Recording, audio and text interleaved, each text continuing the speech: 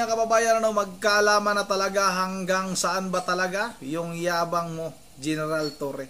Pero bakit magpatuloy, babati muna ako ng magandang hapon sa aking mga subscribers dyan, sa aking mga viewers. Maraming salamat sa inyong suporta. Shout out sa inyong lahat.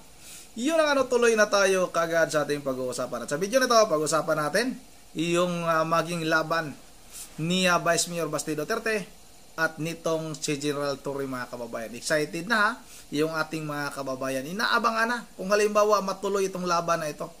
Alam nyo mga kababayan, hindi natin masisisi itong si Vice Mayor Basti Duterte kung bakit gano'n na lang yung galit niya kay General Torre. Kahit sino naman siguro mga kababayan na anak.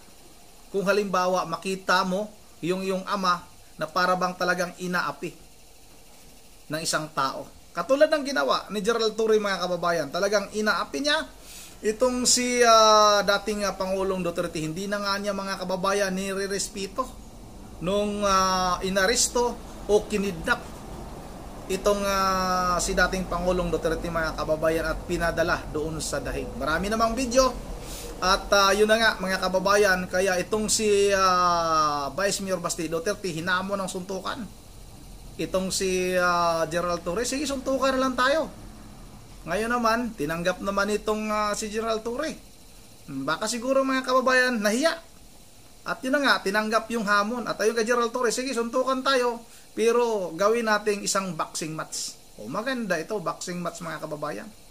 Para makita natin yung angas ni General Torre. Hindi kaya puro lang salita itong General Torre? Pero maganda rin yung purma ni General Torre ha. Pag gumaganon siya, mamaya ipapakita tayong video kung paano nag-training na itong si General Torre. Naghahanda ng mga kababayan.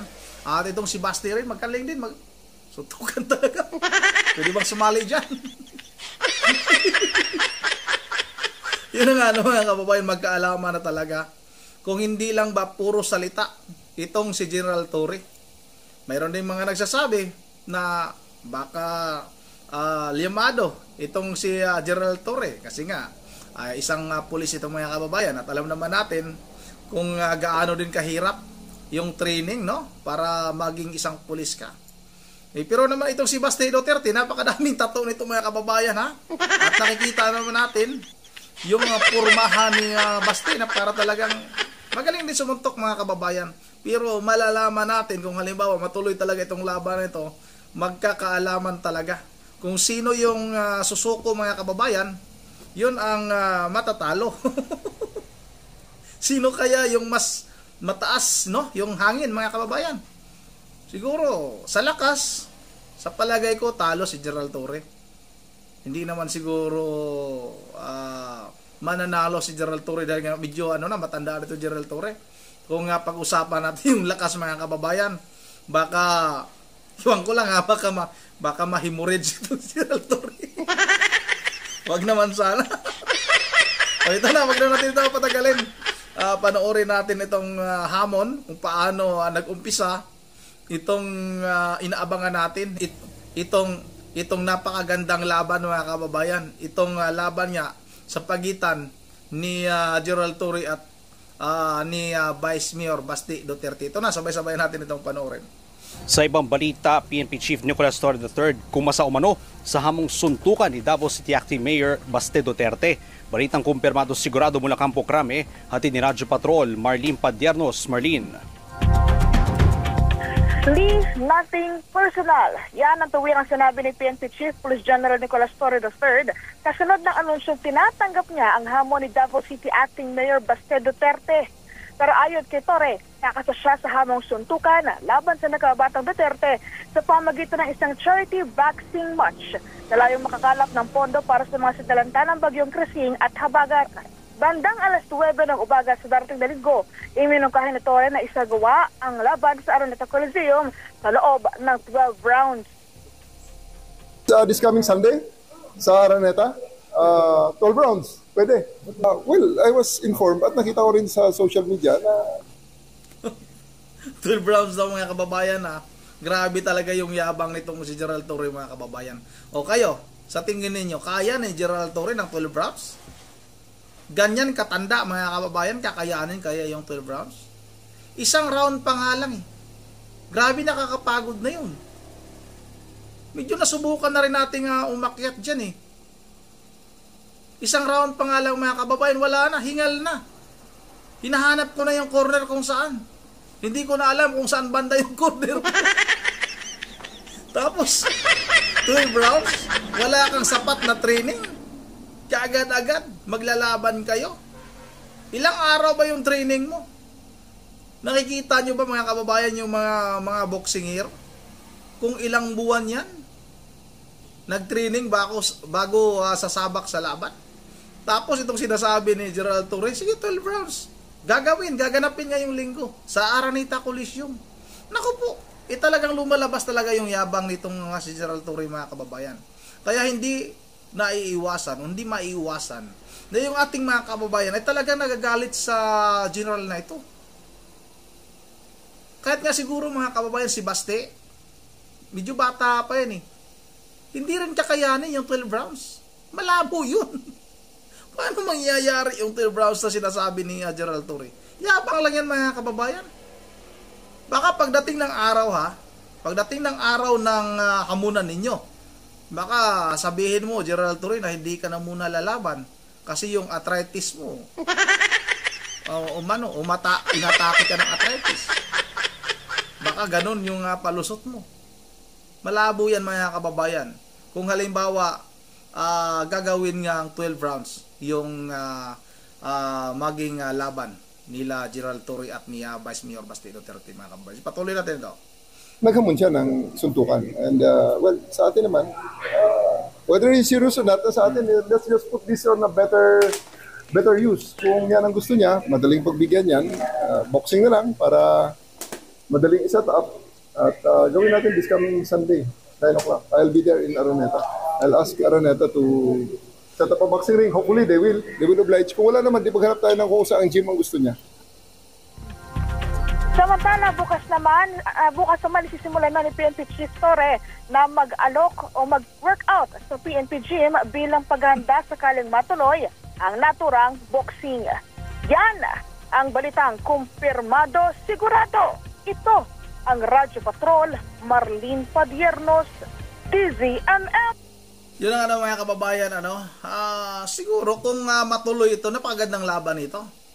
Dito natin makikita kung gaano ba talaga kayabang itong si tawag nito mga kababayan, Gerald Torre. At yung galit naman ni Baste Duterte dito kay Gerald Torre, talagang makikita natin yung mga kababayan kung anong mangyayari kay Gerald Torre. Kung halimbawa matuloy itong laban na ito Pero yung sinasabi ni Gerald Torre, ulitin ko lang na 12 rounds, malabo yun. Malabong mangyari yun. At kung paano mga kababayan nag-umpisa itong laban na ito yung hamon ni Mayor Baste Duterte kay Gerald Torre mga kababayan. Kasi matapang ka lang naman, we have the position pero gusuntukan tayo, kung makaya bita. Ganun lang. Tama-tama dahil marami ang nasalanta ngayon ng bagyo at baha. Maybe we can use this moment or this opportunity to raise funds in a charity boxing match this coming para mabilis this coming Sunday sa Araneta. 12 rounds pwede 12 rounds sa suntukan para maganda at para medyo marami ang ma-raise natin. Siguro you can find sponsors per round, may mag-sponsor, so let's place their merchandise before each round of 12 rounds para medyo marami ang sponsor, marami tayong may raise to bond. Labo nun mga kababayan, 12 rounds. Pero maganda yung hangarin nitong General Torre charity boxing match para makaliko mga kababayan ng pundo. Siguro pag matuloy ang laban na yan, marami siguro mga mapipira mga kababayan. Kahit magkano siguro yung ticket niyan, marami sigurong bibili para rin makatulong sa mga nasalanta ng bagyo. Pero wag natin kalimutan dapat talaga ang gagawa ng tulong sa mga nasalanta ng bagyo na yan, yung administrasyong ito. Una sana yung pundo ng flood control, uulitin natin. Gerald Torre, baka gusto mo lang ilihis yung galit ng taong bayan kung nasaan napunta yung budget ng flood control na humigit kumulang mga kababayan na nasa 500 billion. At ayun nga kay Pangulong Marcos, natatapos na yung flood control na tawag nito mga kababayan, nasa 5,500, no? Natapos na flood control sa buong bansa. Pero ngayon, talagang grabe yung baha sa buong Metro Manila mga kababayan. Kaya baka siguro mga kababayan, tinanggap yung hamon ni Mayor Baste o Vice Mayor Baste Duterte na suntukan.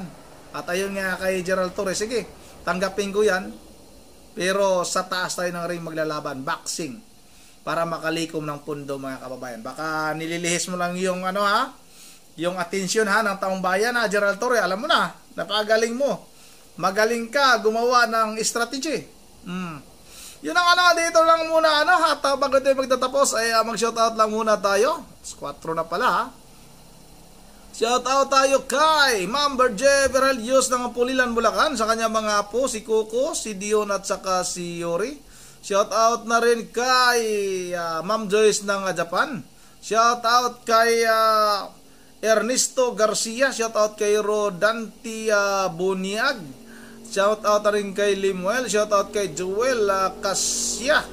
Shoutout kay Din Bure. Shoutout kay Ma'am Bergie. Sa kanya mga apo pala, si Coco, si Dion at saka si Yori. Tapos na ba? Yung nakalimutan ko, nablangko ko bigla. Nakita ko kasi yung pormahan ni Gerald Torres, gumaganon mga kababayan. Shoutout na rin kay Ricardo Cusa. Shoutout na rin kay Raul Sino. Shoutout kay Carl Idol. Shoutout kay Carl Idol Shoutout na rin kay Mercia Imansa. Mercy Almansa pala, sorry. Mercy Almansa, shoutout. Shoutout na rin kay Vic Gonzales at kay Joel Cassia. Tapos na Pinoy commentary. Maraming salamat sa idol. At kay Sally Charlan. Yun ang hanggang dito na lang muna. At once again, this is Ronnie TV mo. Ingat lahat. God save the Philippines.